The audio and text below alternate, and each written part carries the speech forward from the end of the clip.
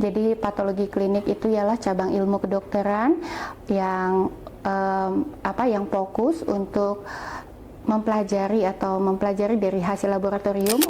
Takut donor darah nanti darah kita habis. Nah, bagaimana sebenarnya dok tubuh itu mengganti darah yang sudah didonorkan? Kalau saat ini teman-teman kita sudah punya unit pelayanan darah ya UPD di Rumah Sakit MUIS. Jadi kalau sobat MUIS atau mungkin ada keluarganya yang ada di sini, ada pasien, ada keluarganya yang lagi dirawat, terus ada keluarga yang menunggu sehat, boleh datang ke ini UPD Benangan namanya ya.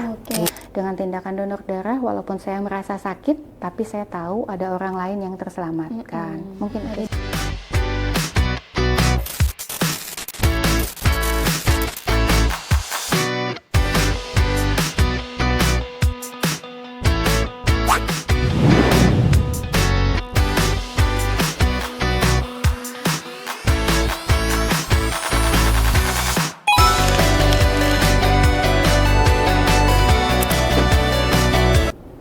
Hai, Assalamualaikum warahmatullahi wabarakatuh.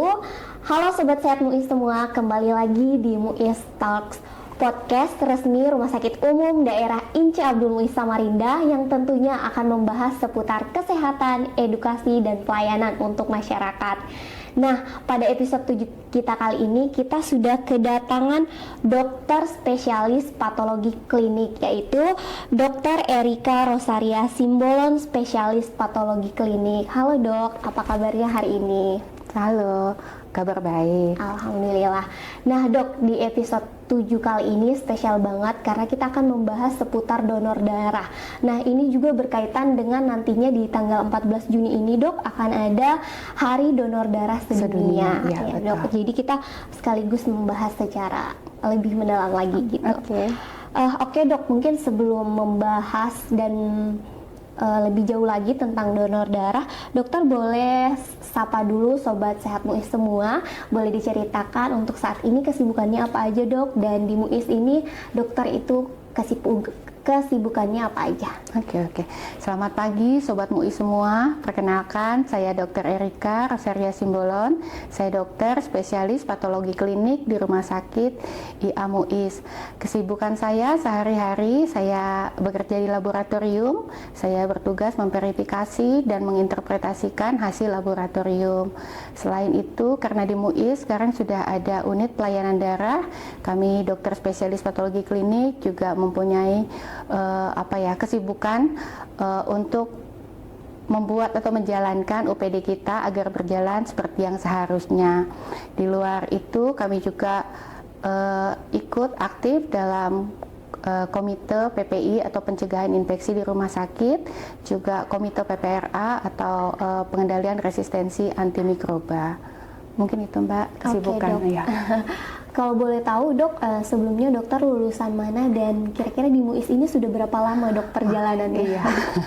Ya, saya lulus S1-nya dari Universitas Kristen Indonesia di Jakarta.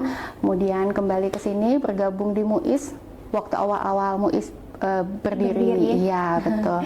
Waktu itu masih jadi dokter jaga UGD.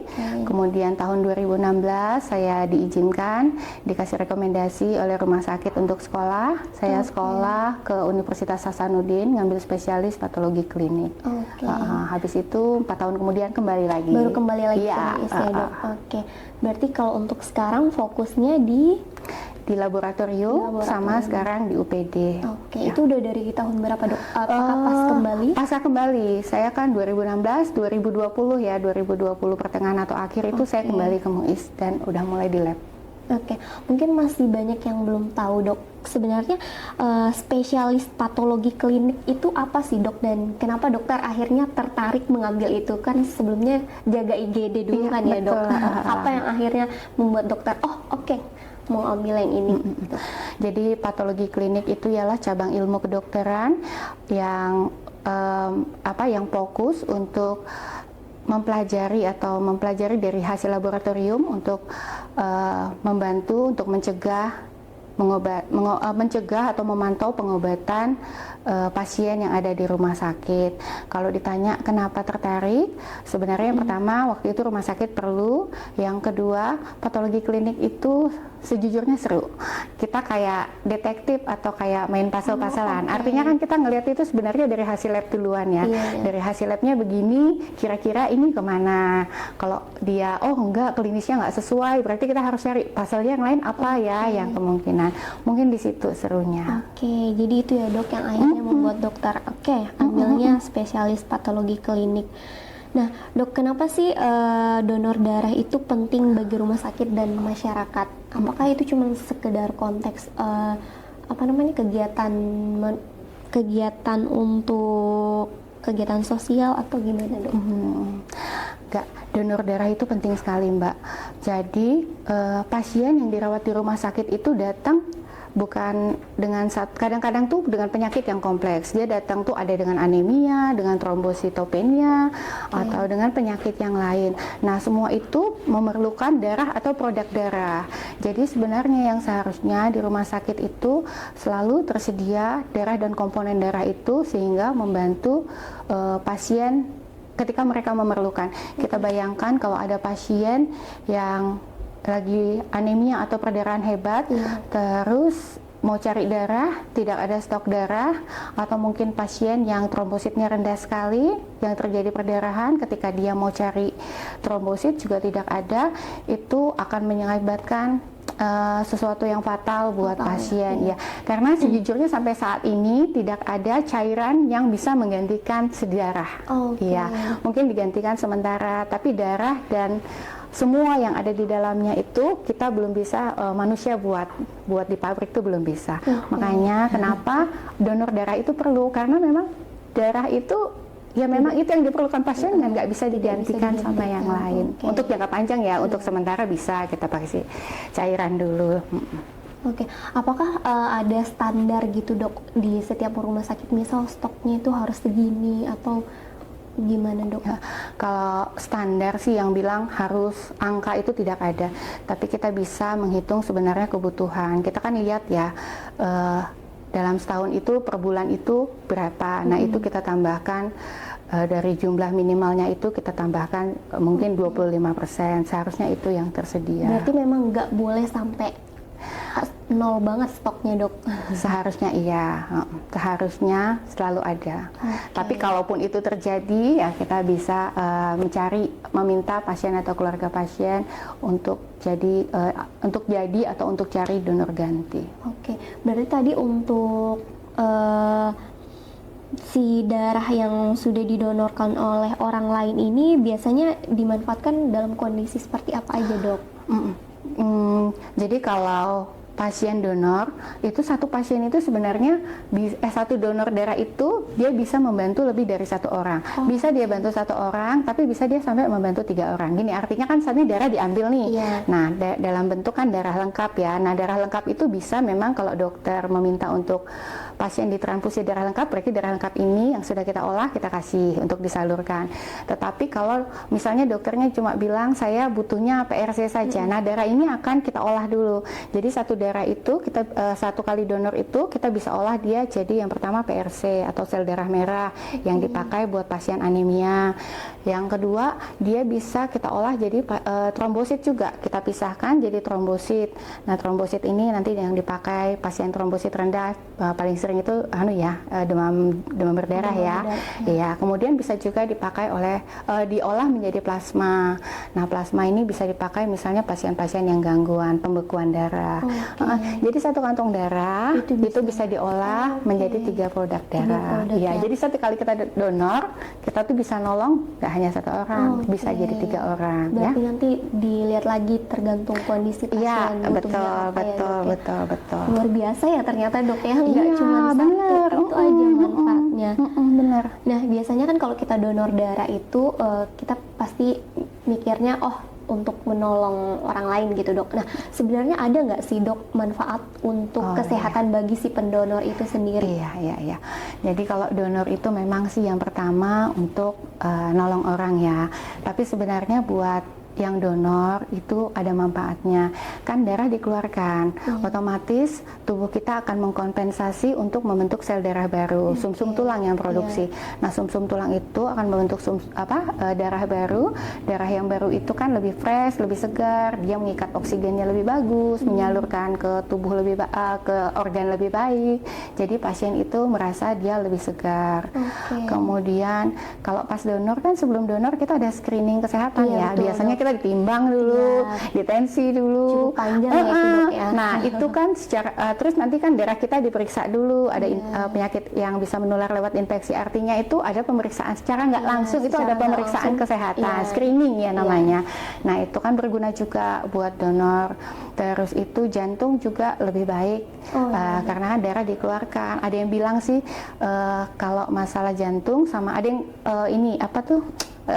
menyebab pencegahan kanker itu kan karena darah dikeluarkan, jadi sebagian dari besi peritin itu keluar. Nah, itu jadinya tidak kalau peritin dalam jumlah berlebihan kan bisa menyebabkan nggak terlalu baik buat tubuh. Nah, itu kalau dikeluarkan jadi kesehatan jantung lebih baik, mencegah beberapa loh ya, bukan semua penyakit kanker, walaupun harus diikuti oleh pola hidup yang baik. Tetap Banyak lagi manfaatnya buat kita. Jadi nggak sekedar kita membantu orang lain, tapi ternyata ada manfaatnya untuk kita sendiri juga ya, Dok.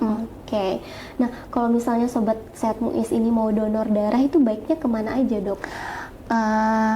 Baiknya kalau saat ini teman-teman kita sudah punya unit pelayanan darah ya, UPD di Rumah Sakit Muiz. Jadi kalau Sobat Muiz atau mungkin ada keluarganya yang ada di sini, ada pasien, ada keluarganya yang lagi dirawat, terus ada keluarga yang menunggu sehat, boleh datang ke ini UPD Benangan namanya ya. Langsung datang ke Muiz aja ya? Datang ke Muiz aja. Itu udah bisa beroperasi setiap hari, Dok? Iya, kita untuk saat ini masih dari hari Senin sampai hari Jumat, dari jam 8 sampai jam 2 siang. Hari Sabtu Minggunya kita fokus untuk kan darah hari Jumat ada tuh biasa kita kerjakan, atau planningnya ke depannya kita memang belum sampai di Sabtu Minggu, tapi planningnya Sabtu Minggu itu ke depannya kita pergi untuk cari darah keluar ya. Ya, kita kan sebenarnya punya mobil tuh. Dulu mobil, tuh ada ya? Iya, ada. Itu masih dalam pokoknya masih dipersiapkan untuk kita siap untuk Sabtu Minggu mungkin pelayanan darah di luar, karena kan sebenarnya kalau Samarinda luas ya, Samarinda juga banyak perangkat daerah ya. Nah, itu kan kita bisa kerjasama untuk sama-sama menyediakan darah untuk kebutuhan darah di rumah sakit kita. Jadi untuk yang mobil tuh rencananya kayak setiap Sabtu Minggu gitu ya, Dok, ya, jemput bola gitu. Iya, betul. Jemput bola. Oke, nah itu Sobat Sehat Muiz, kalau misalnya kalian mau donor darah bisa aja langsung datang ke Rumah Sakit Abdul Muiz Samarinda. Nah, jadi tadi juga kita sudah bahas bersama Dokter Erika bahwasannya donor darah itu nggak cuma sekedar kegiatan sosial aja, nggak cuma sekedar membantu aja, tapi juga menjadi bagian penting dalam pelayanan kesehatannya, Dok. Nah, Sobat Sehat Muiz, sebentar lagi kita akan masuk ke segmen 2, di mana kita akan membahas mitos-mitos yang beredar dengan fakta yang sebenarnya ada di rumah sakit. Oleh karena itu jangan kemana-mana, tetap di Muiz Talks.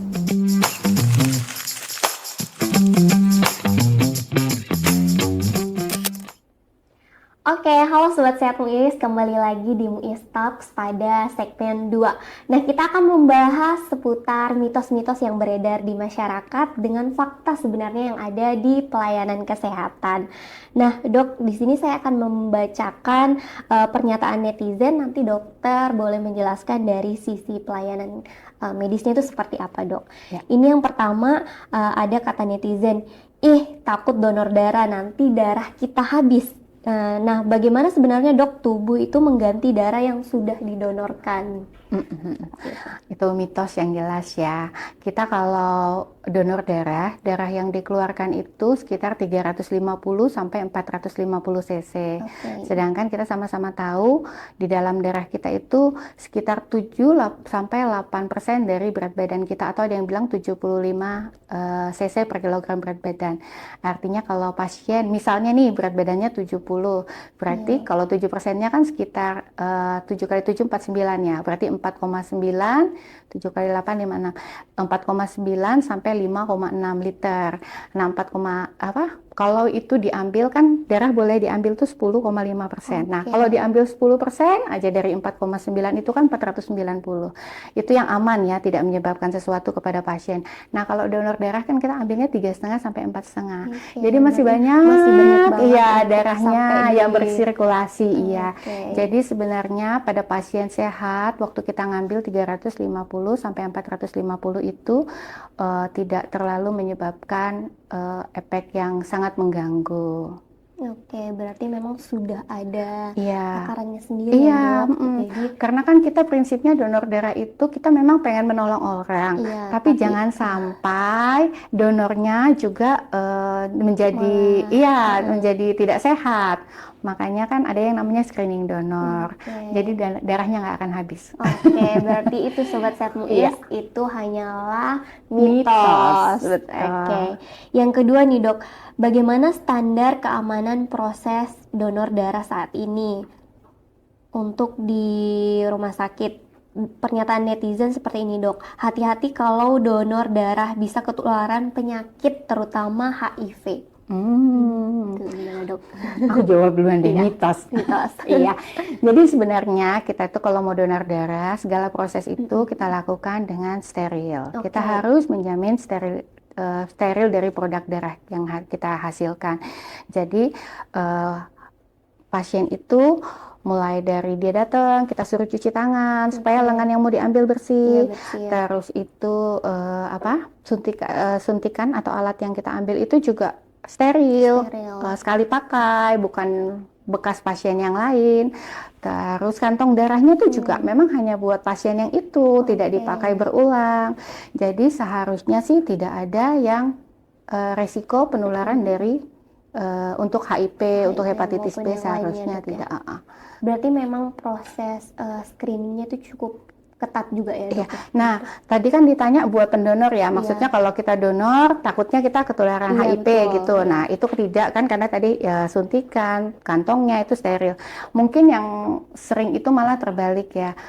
Bukan sering itu terbalik, mungkin yang ditanyakan netizen itu sebenarnya terbalik. Kalau saya nerima darah donor, apakah saya bisa terkena HIV atau terkena hepatitis? Kalau ditanya seperti itu, jawabannya sih seharusnya tidak. Karena kalau kita mau seleksi donor, kan kita selalu tanya riwayat kesehatannya. Iya, Apakah dia hidup sehat, apakah dia punya perilaku yang berbahaya. Perilaku yang berbahaya ini maksudnya seperti ini, apakah dia melakukan seks bebas atau pengguna jarum suntik. Nah, kalau di wawancara sudah ada itu, biasanya kita akan jelaskan ke pasien kalau itu perilaku berbahaya. Jadi biasanya kita akan tolak. Terus kalaupun semuanya lolos, nanti kan darah itu akan diperiksa laboratoriumnya lagi, namanya IMLTD. Jadi kita periksa penyakit-penyakit infeksi yang IMLTD, infeksi menular lewat transfusi darah. Nah, di situ ada yang kita periksa HIV, hepatitis B, hepatitis C, sipilis, yang satu lagi untuk daerah endemis itu malaria. Jadi dicek dulu semuanya. Kalau ada satu saja ini yang positif, darah itu akan kita asingkan dan kita musnahkan dan tidak akan kita salurkan ke pasien. Iya. Jadi kalau ditanya buat donor tadi sudah selesai ya, kita steril. Buat yang penerima kita usahakan supaya tidak ada risiko buat dia tidak tertular penyakit infeksi, tapi itu tidak 100%. Saya juga tegaskan tidak 100% menjamin aman. Dalam kedokteran transfusi itu ada yang namanya juga window period ya, di mana darah itu infeksi belum bisa terdeteksi lewat alat. Makanya kita nggak hanya mengandalkan pemeriksaan lab, tapi kita selalu wawancara dulu. Kita tanya kalau ada faktor risikonya, kita selalu jangan dulu di gitu. setiap pasien ya? Iya, di setiap donor yang mau datang. Ya, jadi sebenarnya darah aman. Ya. Oke. Nah, ini agak menarik ya sebenarnya dok. Mungkin kembali ke dokter. Ada nggak sih sebenarnya pas selama dokter bekerja ini kasus-kasus yang menarik yang pernah dokter temukan di lapangan gitu? Kasus menarik selama saya jadi SPPK ya. Iya. Ya. Kalau yang sangat menarik nggak ada sih ya. Semuanya kalau menurutku semua kasus yang saya temuin menarik sih menarik. Mbak. Ya, menariknya itu setiap kasus tuh unik ya, nggak bisa disamakan. Walaupun mungkin kasusnya sama, tetapi pasti ada cerita yang berbeda cerita di yang balik berbeda. kasus itu ya. Jadi semua kasus ya menarik sih. Kalau yang sangat menarik sih nggak ada. Oke. Nah, ini ada lagi dok. Kalau HB tinggi berarti boleh donor lebih banyak dan lebih sering. Bagaimana ini pernyataan ini dok? Itu mitos lagi ya. Oke. HB tinggi kalau di kedokteran kita kan akan lihat tuh penyebabnya, apakah dia memang HB-nya tinggi benar-benar benar HB tinggi atau HB-nya tinggi palsu. HB tinggi palsu itu misalnya karena dia dehidrasi, Oh ya. dia kurang minum, itu HB-nya tuh tinggi palsu. Nah, kalau begitu kita biasanya tidak sarankan pasien donor. Yang kedua tuh memang dia HB-nya tinggi, memang HB-nya tinggi karena memang ada penyakit namanya polistemia vera. Itu juga tidak boleh donor. Kenapa nggak boleh donor padahal HB-nya tinggi? Kan sayang darahnya dibuang, kan itu ya pertanyaan betul, yang dok. sering ya. Jawabnya karena kualitas darah yang dihasilkan walaupun HB gitu, tapi dia fungsinya tidak sebaik dengan HB yang normal. Jadi memang tidak boleh. Tidak boleh ya. Berarti tuh kalau untuk normalnya tuh biasanya per berapa bulan sekali sih dok? Donor darah. Ya. Donor darah itu disarankan, ada kepustakaan yang bilang boleh 2 bulan sekali, ada 3 bulan sekali. Tapi rata-rata bilang 75 hari ya, berarti 2 bulan lebih ya. Ya. Jadi sekitar 2 bulan lebih, 2-3 bulan boleh donor lagi. Terus kalau jumlahnya per tahun, kalau pada laki-laki kita harapkan tuh 5-6 kali. Ada perempuan lebih sedikit, 4 kali. Karena kan perempuan ada periode menstruasi yang harus kita pertimbangkan ya. Oke, berarti apakah sebenarnya lebih bagusnya kalau misalnya kita rutin dok untuk donor darah, atau ya udahlah nanti aja lagi, misal kayak kan tadi per 75 hari, terus 75 hari berikutnya donor lagi, apakah lebih bagusnya seperti itu dok? Iya, kita harapkan sih kalau donor itu melakukan donor darah secara rutin selama kesehatan dia sehat dan memenuhi syarat-syarat dari donor ya. Ya, kita harapkan gitu. Dan yang sering itu justru donor itu memang mereka rutin loh. Karena mereka merasa gini loh, waktu habis donor mereka tanya, nih aku nanti kira-kira kapan ya bisa balik, atau mereka sudah ingat nanti 2-3 bulan lagi saya kembali ya. Nah, misalnya pada saat itu dia belum datang, dia bilang badanku kayaknya lebih enak kalau didonor dulu. Nah, kita sih kalau pertimbangan logis dari ilmiahnya ya karena darahnya dikeluarkan, ada sel darah baru, makanya dia lebih segar, makanya dia datang lagi ke UTD, saya mau donor. Oh gitu ya dok. Iya. Berarti pasien ini juga apakah yang pendonor ini kayak sambil dipantau gitu juga dok? Misal nanti kalau udah waktunya donor dia dihubungi lagi, oh ini udah bisa donor lagi, atau memang kebanyakan datang sendiri aja? Kalau di rumah sakit kita saat ini kita lagi ngembangkan sistem itu. Ya, kita lagi ngembangkan sistem. Jadi misalnya ada donor datang nih, donor A tanggal sekian, nanti tanggal sekian kita planningnya, nanti kita kasih tahu kamu boleh. Boleh datangnya ya, iya betul. ini Tapi lagi. kita juga tetap ingatkan ke pasiennya, nanti boleh ya datang ke sini kalau kondisinya sehat ya.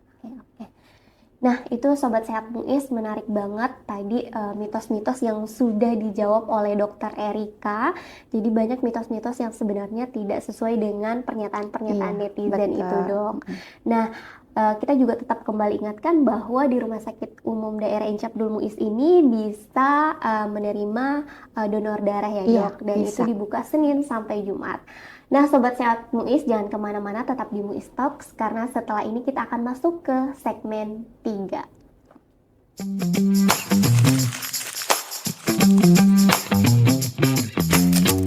Oke, halo Sobat Sehat Muiz, kembali lagi di Muiz Talks pada segmen ketiga. Nah, di segmen kali ini kita akan fokus menjawab pertanyaan-pertanyaan dari netizen. Nah, Dok, izin di sini saya akan membacakan pertanyaan-pertanyaan yang sudah kita kumpulkan, nanti dari dokter boleh langsung dijawab. Langsung mulai yang pertama ya, Dok. Halo dokter, saya ingin donor darah, tapi masih bingung prosedurnya. Apa saja sebenarnya syarat donor darah? Apakah ada batas usia dan berat badan minimal? Oke. Kalau mau donor darah, mulai sekarang jangan bingung lagi. Datang saja ke UPD Benanga di Rumah Sakit Inci Abdul Muiz. Untuk syarat-syaratnya memang ada syarat umum dulu yang kita bahas ya. Yang pertama dari usia. Itu usianya antara 17 sampai 65 tahun. Tapi bila ada donor yang usia 60 tahun tapi baru pertama kali mau donor, itu kita terima tapi dengan pemeriksaan dokter yang lebih ketat. Yang kedua lagi berat badan. Berat badan itu harus di atas 45 kg. Karena kalau berat badan di bawah 45 kita keluarkan darahnya sekitar 350 cc, itu akan berbahaya bagi donor. Makanya kita nggak ambil kalau berat badannya di bawah 45. Yang ketiga suhunya itu 36,5 sampai 37,5. Jadi nggak boleh dalam keadaan demam. Ya, nanti waktu donor darah datang kan kita cek juga suhunya ya, 36,5 sampai 37,5. Baru HB. HB itu batasannya 12,5 sampai 17. Jadi waktu teman-teman nanti datang itu akan ada petugas yang mengecek HB-nya. HB-nya nanti kita cek dari darah, dari jari. Iya. Kalau HB-nya mencukupi 12,5 atau tidak melebihi 17 akan kita terima sebagai donor. Yang kemudian itu tekanan darah. Tekanan darah untuk sistolnya itu 100 sampai 160 mm Hg. Untuk diastolnya itu 60 sampai 100. Itu syarat yang umumnya. Secara umumnya. Iya. Syarat yang lain lagi, pasiennya nggak boleh kelihatannya penampakannya kita tahu nih pasien pucat atau anemis, atau pasiennya sesak, atau pasiennya kayaknya kuning atau ikterik, atau mungkin pasien yang tidak terlihat sehat, itu juga biasanya kita tolak. Kalau syarat-syarat yang lain kita juga ada yang namanya syarat sementara. Nanti kita tanya lagi waktu donor itu pernah cabut gigi nggak? Kalau cabut gigi kita kasih dia waktu untuk pemulihan dulu 1 minggu baru donor darah ya. Iya. Berarti nggak boleh yang baru betul. Banget ya dok. Kita lihat lagi habis tindakan bedah nggak? Nah, kalau habis tindakan bedah, habis operasi kapan dia boleh donor lagi? Nanti tunggu lukanya sembuh sempurna. Jadi kita tuh baru ini. Terus apalagi ya yang kita tanya, habis melakukan tindakan seperti endoskopi ya, pemeriksaan itu juga 6 bulan. Terus habis apa ya, kalau kita yang di rumah sakit mungkin yang kita ini akan tanyakan itu petugas rumah sakit kan, karena kita berhubungan dengan darah dan sesuatu yang infeksius, kita akan tanya dalam 6 bulan terakhir ada pernah terpercik darah nggak sengaja, darah masuk ke kena mata atau kena di mukosa. Kalau ada nanti kita suruh kembali 6 bulan lagi. Banyak sih, tapi yang mungkin masyarakat tahu, yang perlu tahu atau Sobat Muiz perlu tahu tuh yang kriteria umum tadi. Nanti kriteria khususnya akan kami sharing waktu screening donor. Screeningnya ya dok. Oke, jadi itu tadi Sobat Sehat Muiz untuk beberapa persyaratan umumnya ya, terutama tadi dok untuk usia, kemudian berat badan, suhu dan tekanan darah sama HB-nya ya dok. Iya, kadang-kadang tuh ada yang tanya, dok saya tekanan darahnya tingginya berapa dulu? Iya, kalau di bawah 160 dan kondisi dia sehat, terkontrol, kita ini aja, kita terima aja, iya. Tapi kalau dia di atas 160 tidak. Oke, itu tadi Sobat Sehat Muiz untuk syaratnya. Kemudian pertanyaan kedua ini dok. Dok, saya sudah berencana donor darah, tetapi sehari sebelum donor saya sedang haid. Apakah saya tetap boleh donor atau harus menunggu sampai selesai haid dulu? Nih buat cewek-cewek nih dok. Iya, betul. Jadi kalau kita lagi haid, kita tidak disarankan untuk donor. Kapan donor? Tunggu dulu selesai haidnya. Kan tadi darah kita ambil 350 sampai 450 ya. Sedangkan kalau wanita itu haid itu darah yang keluar itu sekitar 60 sampai 80 cc. Kalau dijumlahkan jumlahnya lumayan ya. Nah, itu akan beresiko buat wanita yang lagi haid untuk dia donor. Jadi sebaiknya tunggu selesai baru datang. Tapi jangan digugurkan niatnya, tetap datang. Tetap datang tapi setelah masa haidnya selesai. Betul. Oke, pertanyaan ketiga dok. Dok, setiap kali donor darah saya sering merasa lemas, bahkan pernah pingsan. Apakah penyebabnya dan bagaimana cara mencegahnya dok? Seharusnya pada donor yang sehat, pengeluaran darah itu untuk donor tidak menyebabkan kondisi yang serius, tapi kadang-kadang bisa didapati bahwa donor pingsan atau merasa tidak enak badan. Harus dilihat dulu sebabnya. Yang pertama tuh, jangan-jangan dia belum makan waktu datang donor. Makanya kalau mau donor, makan dulu. Iya, makan dulu ya, Dok. Terus tuh dia tidurnya bagus nggak malamnya? Jangan tidur iya, juga ya, Dok, jam ya? tidur. Jangan-jangan dia habis begadang, jadi kondisi tubuhnya lagi tidak fit, dengan dikeluarkan darah segitu dia akan ngerasa langsung ngeliang. Terus lihat lagi dia sehat nggak waktu datang. Betul. Ya, Begini. terus apalagi ya? Oh ya, kalau pas habis diambil darah, jangan buru-buru selesai langsung bangun. langsung ya. Iya, duduk atau tiduran aja di kursi donor itu 10 sampai 15 menit. Setelah itu baru kita berdiri. Buat iniin tubuhnya dulu Iya, ya, Dok, ya. jangan lupa Istirahatin juga kalau mau donor atau setelah donor minum yang cukup. dulu. Minum yang cukup. Minum air putih ya yang cukup. Oke. Kemudian, Dok, ini pertanyaan keempat. Dokter, benarkah donor darah dapat membantu menurunkan berat badan? Karena kan mungkin mikirnya, Iya. udah ngeluarin darah nih, berat badan jadi turun. Itu ada dua loh Mbak, ada yang nanya biasanya itu berat badan turun sama atau mau naikkan berat naik, badan, ya. tergantung ya keperluannya yang mana. Apakah donor darah bisa menurunkan berat badan? Jadi gini, kalau kita donor darah itu tubuh itu akan mengkompensasikan untuk membentuk darah baru. Iya, betul. Nah, dan menurut kepustakaan itu bisa membakar kalori 650 atau setara kalau kita lari atau jalan itu 30 menit. 30 Tapi jangan menit. lupa itu kan satu kali aja, nggak setiap hari kan kita Iya, lakukan betul, Dok. kan, baru 2-3 bulan lagi. Jadi Jaraknya kalau lumayan. betul, jadi kalau dia ada kalori yang keluar betul, tapi untuk menurunkan berat badan saya pikir tidak sih. ya, Dok, Kalau mau turunkan berat badan kan seharusnya kita jaga makan jaga ya, terus olahraga. itu yang kedua olahraga.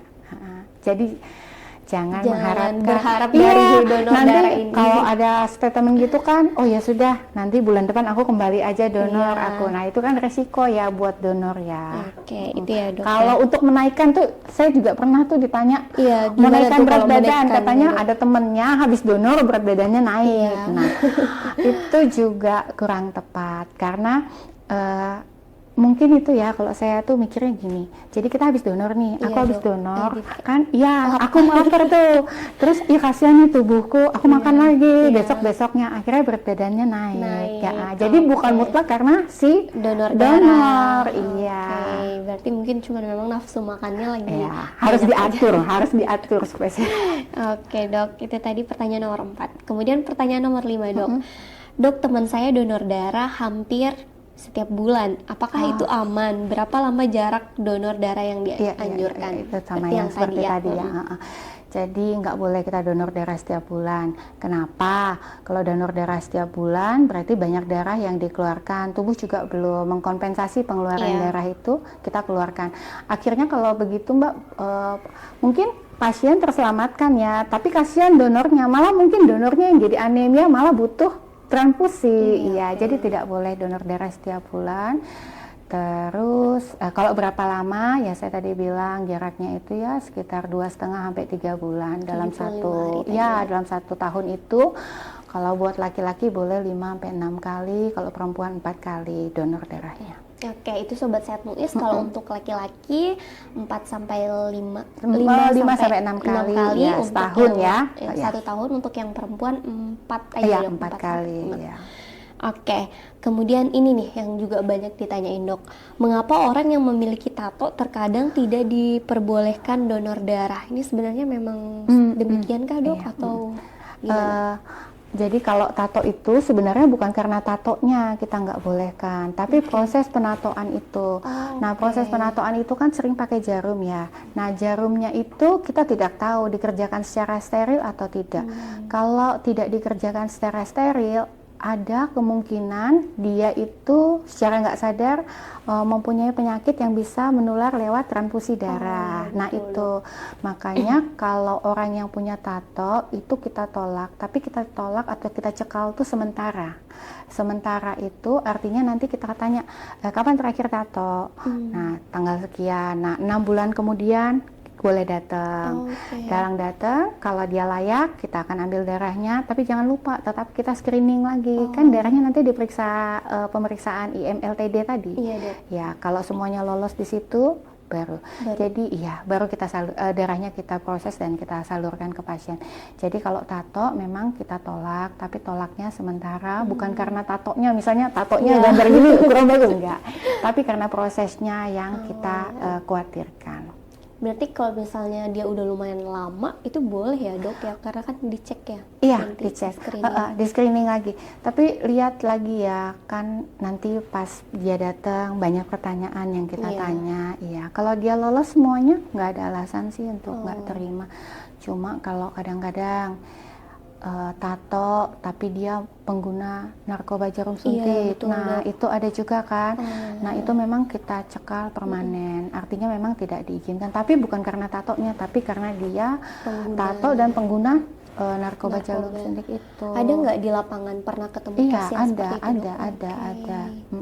Berarti memang ya kan tujuannya kita nolong orang, jangan sampai kita mencederai orang yang akan nerima darah kita kan. Oke, menarik ya, Dok. Ternyata banyak juga ditemuin di lapangan. Kemudian yang terakhir nih, Dok, banyak orang takut jarum suntik. Apakah pesan dokter agar masyarakat tidak takut untuk mencoba donor darah? Apalagi kalau misalnya pertama kali, karena kayak mindsetnya, jarumnya besar banget kayaknya, Dok.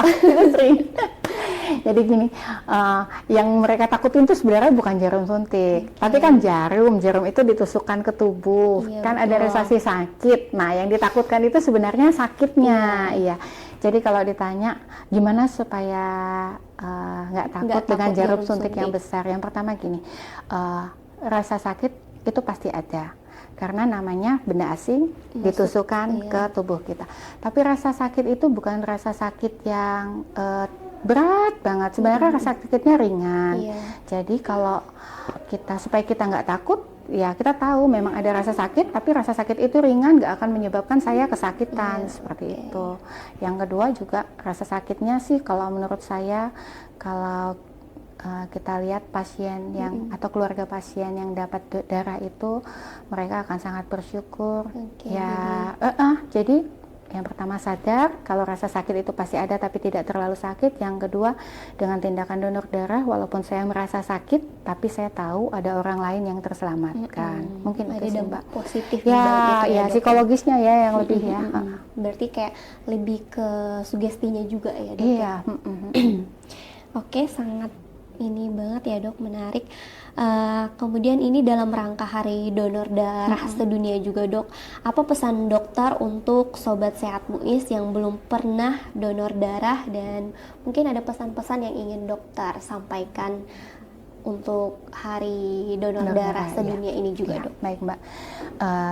Saya mengajak teman-teman Sobat Muiz, ayo yang sehat, yang memenuhi kriteria-kriteria untuk donor darah, segera datang ke UPD Benanga, karena darah yang kita donasikan itu akan sangat berharga buat pasien dan keluarga pasien. Oke. Cukup, Dok? Cukup. Oke, itu Sobat Sehat Muiz, pesan dari Dokter Erika tadi terkait donor darah. Jadi Sobat Sehat Muiz jangan takut, datang aja ke Rumah Sakit Umum Abdul Muiz, karena pasti akan dilayani dengan baik. Nanti ngobrol dulu ya sama dokter, jadi nggak langsung datang langsung disuntik gitu. Enggak. Nah, Sobat Sehat Muiz, semoga setelah mendengarkan episode kali ini kita semakin memahami bahwa donor darah ini adalah tindakan sederhana tapi memberikan harapan besar bagi sesama. Buat Sobat Sehat Muiz yang sudah nonton, jangan lupa untuk like, share, dan subscribe. Tulis juga di kolom komentar terkait pesan-pesan atau topik yang ingin kita bahas. Saya Juju dan Dokter Erika di sini pamit undur diri. Sampai jumpa di episode lainnya. Kita tutup episode 7 pada hari ini. Sampai jumpa lagi dan salam sehat. Wassalamualaikum warahmatullahi wabarakatuh.